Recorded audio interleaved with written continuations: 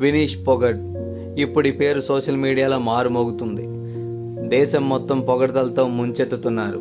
Paris Olympics మహిళా 50 కేజీల wrestling విభాగంలో సెమీఫైనల్లో గెలిచి ఫైనలిస్ట్గా సెలెక్ట్ అయింది. చరిత్రలో నిలిచింది. కానీ ఈ పొగడ్తల వెనక ఎన్నో అవమానాలు, ఈ విజయం వెనక ఎన్నో కన్నీళ్లు లేకపోలేదు. వినీష్ కుటుంబ సభ్యులందరూ మల్లయోధులే. వినీష్ను మహిళా మల్లయోధురాలుగా చూడాలనే తన తండ్రి కల తీరక ముందే మరణించాడు. తండ్రి ఆఖరి కోరిక తీర్చడానికి, దేశం పేరు నిలబెట్టడానికి ఎన్నో సవాళ్లు ఎదుర్కొని, ఎన్నో కష్టాలు ఎదుర్కొని రెజ్లర్గా పేరు తెచ్చుకుంది. కానీ 2023లో ఒక ఊహించని సంఘటన దేశం మొత్తాన్ని కన్నీళ్లు పెట్టించింది. దేశ గౌరవాన్ని ప్రపంచానికి చాటి చెప్పిన మహిళా రెజ్లర్లపై లైంగిక వేధింపులు.